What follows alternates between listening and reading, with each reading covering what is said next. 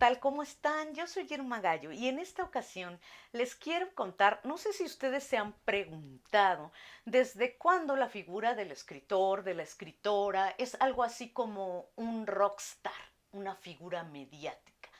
Antes que nada les voy a hacer una advertencia. Voy a hablar de la literatura en español. No me sé el origen del fenómeno en inglés, así que vamos a hablar de la literatura hispanoamericana y concretamente en América Latina.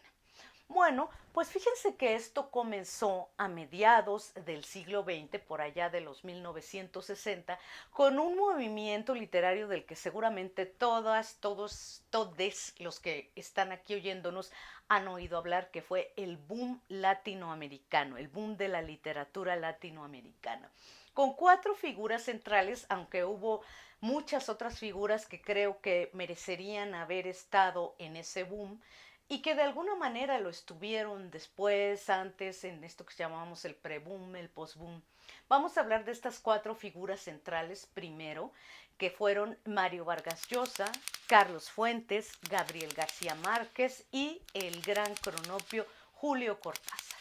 Hubo una editora que fue clave en todos estos procesos de los que les voy a empezar a hablar, que fue el hacer a los escritores, en este caso hablo de los, porque estos que he mencionado eran puros varones, hay una figura clave y fue mujer, que hizo que estos escritores tuvieran el lugar que ahora tienen y que a partir de ello, fíjense muy bien, se empezó a dar todo un periodismo cultural en torno a la figura del escritor y de la literatura. Bueno, esta mujer se llamó Carmen Balcells, era una agente literaria, ella era catalana, de Barcelona, vivía en Barcelona, y fue agente de todos ellos en distintos momentos de sus carreras y de sus vidas. Hay una cláusula muy importante que se llama la cláusula Balcells, que ella metió en los contratos con las editoriales, donde decía que los términos para beneficiar, digamos, al autor, al escritor, iban a cambiar según cómo este escritor estuviera vendiendo libros. Fíjense bien, normalmente cuando uno hace un contrato con una editorial, y me ha pasado porque yo tuve dos contratos con dos editoriales, te dicen, bueno, pues tú vas a ganar el 10% y ya es bastantito de regalías en libro impreso y el 7%, por ejemplo, en otros formatos como pueden ser audiolibro o ebook, ¿no? Y así, forever. Entonces, ¿quién se hacía rico? ¿Quién se hace rico con estos tratos? Pues rico es un decir también, porque bueno, tampoco estamos en un lugar donde se vendan muchos libros, en una región donde se lea mucho. Pero formalmente, pues quien tendría como la mayor ganancia sería la editorial. Yo lo que estoy diciendo es que así se reparten las cosas, así se repartían desde siempre en el mundo editorial, y que Carmen Balcells, cuando empezó a representar a estos grandes del boom, dijo, bueno, aquí la cosa va a cambiar, ¿no? Porque mis autores están vendiendo muchísimo. Cien años de soledad fue el primer libro en español que vendió 100,000 ejemplares en un año. ¿Se dan cuenta? Ahorita ya son millones, obviamente, pero en un año, en la primera, digamos, corte de regalías que hubo, Cien años de soledad de Gabriel García Márquez logró vender 100,000 ejemplares. Entonces Carmen Balcells fue y dijo, a ver, editoriales, vamos a hacer esto. Una vez que mi autor empiece a vender, a pasar tal, digamos, rango de libros vendidos, las regalías para él aumentan y aumentan y aumentan. De esta manera, no solo le dio una dignidad, digamos, financiera, económica al oficio del escritor, sino que permitió además que se crearan estas grandes figuras de la literatura, que además con una estrategia que tenía que ver con, por primera vez, con que los medios de comunicación se involucraran, los entrevistaran, insisto, en este momento estamos hablando de puros varones, y estos escritores se convirtieron también en forjadores de opinión, lo cual también es todo un tema, ¿no? el mercado ha dado muchas vueltas, el mercado en español ha dado muchísimas vueltas de la literatura en español, pero algo que nos dejó de enseñanza, digamos, este boom, fue eso, fue la costumbre de entrevistar a los escritores, a las escritoras. Afortunadamente hoy tenemos cada vez más mujeres escribiendo en América Latina, ya desde hace algunas décadas, haciéndolo cada vez mejor y con el auge de ferias de libro, de reuniones literarias, de programas dedicados, podcast, por ejemplo, programas de televisión, etcétera, de internet como este, dedicados a hablar de literatura y espacios para que las y los escritores fueran entrevistados. Y insisto, aquí hay como un doble filo, ¿no? Siento yo, y esta es una opinión totalmente personal y ustedes pueden estar de acuerdo o decirme que estoy loca, pero yo creo que el tema de que los escritores se vuelvan a veces forjadores de opinión, de la opinión pública, es un poco espinoso, ¿no? En el caso de Vargas Llosa, insisto, nosotros podemos voltear a ver su literatura, sobre todo aquella de esos primeros años, Conversación en la Catedral, La Ciudad y los Perros, y encontramos a un escritor brillante, atrevido, experimental, con una gran calidad. Y de repente ahora vemos a Vargas Llosa y lo oímos cómo se alía con lo peor de los presidentes, de los mandatarios del mundo, las opiniones políticas que da. Y nos preguntamos a veces, híjole, este gran escritor que lo sigue, bueno, no sé, porque no lo he leído desde, iba a decir que lo sigue siendo, pero no estoy segura porque hace mucho que no lo leo. Este gran escritor, realmente sus opiniones, digo, van de acuerdo con un pensamiento que tiene que ver con la libertad, con el cuestionarse, con la rebeldía. Pues yo creo que no. Y una cosa muy importante, creo yo, de la literatura, o al menos de la literatura que a mí me gusta, es que se cuestione cosas, es que se revele, es que grite en voz alta la injusticia, no como panfleto, sino a través justamente de las herramientas de la literatura. Esa es la literatura que a mí me interesa. Entonces, cuando un escritor, una escritora se vuelve como opinólogo, por decirlo de alguna manera, yo creo que ahí estamos rozando como niveles, estamos como en la línea, pues, estamos a punto de cruzar una muy delgada línea. Tampoco creo, y ojo, esto es muy importante, tampoco creo que un escritor tenga que ser completamente ajeno a lo que le está tocando vivir, a su realidad, a lo que sucede en el mundo en el que está viviendo, en su país, en su región.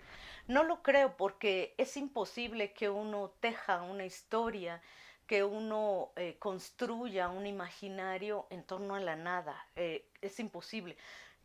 Ya sabemos que hasta las historias más aparentemente descabelladas de ciencia ficción tienen un sustento en la realidad y en todo aquello que nos está haciendo daño como seres humanos, como humanidad, como raza humana.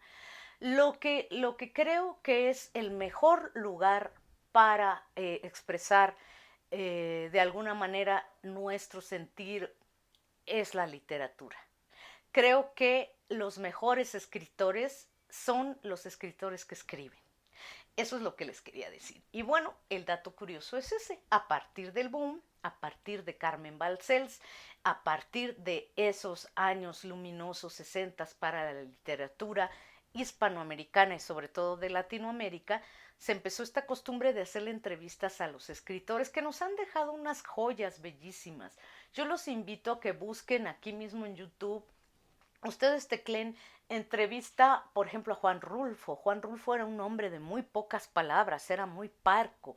Hay quien dice que por eso Juan Rulfo no se volvió tan popular al principio, porque bueno, Pedro Páramo es una obra maestra. No, yo no creo que haya en español una novela como Pedro Páramo, yo no lo creo.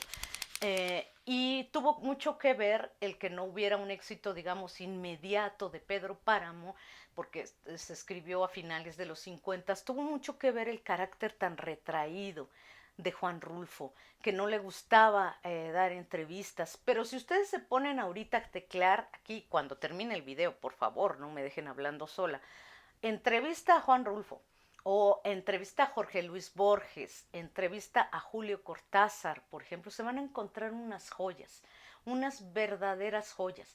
Y yo no digo, insisto, que el escritor no tenga que expresar su opinión. Quiero que esto quede muy claro. Lo que estoy diciendo es que la mejor manera para expresar una opinión, una visión del mundo, para volcar una visión del mundo, una visión que tenga que ver con la libertad, con los valores básicos del individuo, con los derechos humanos, con todo esto que nos hace ser humanos, con la comunidad, con los demás, con el respeto por la naturaleza, por los demás seres vivos. Creo que eso se dice en la literatura mejor que en ningún otro lugar. Ahora bien, también hay buenísimas lecciones literarias en cuanto a cómo escribían estos escritores, cómo escriben los que todavía están vivos.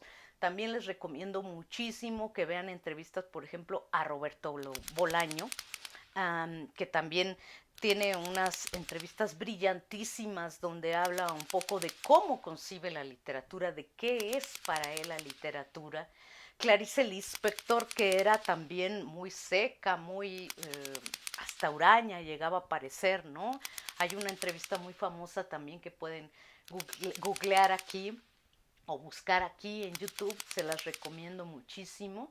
Pero bueno, la próxima vez que vean una entrevista con alguna escritora, escritor en YouTube, en las redes, en donde sea, en radio, en la tele, si es que todavía ven tele, si es que todavía hay alguien aquí que todavía vea televisión, recuerden esto que les conté. Gracias a estas figuras del boom, gracias también al trabajo de Carmen Balcells como agente literaria, es que ahora tenemos esta cultura de entrevistar a los escritores, de saber qué piensan más allá.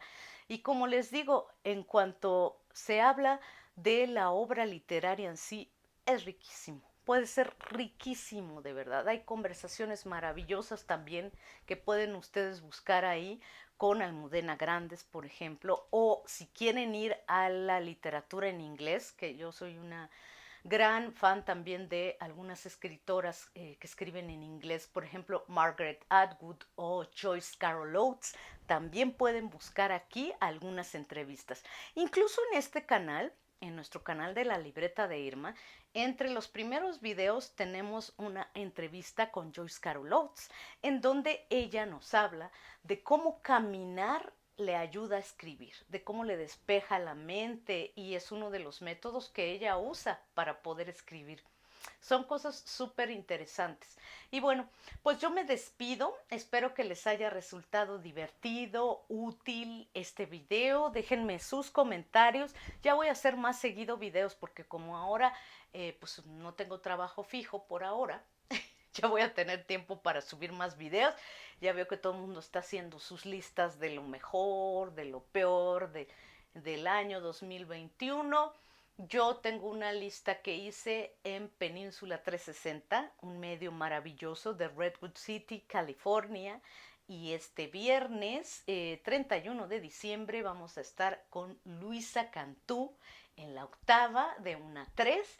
Allí les voy a platicar un poco de cuáles son los libros que vienen para el 2022. Mientras tanto, chao, cuídense, lean lo que gusten, lo que les interese, lean lo que les emocione.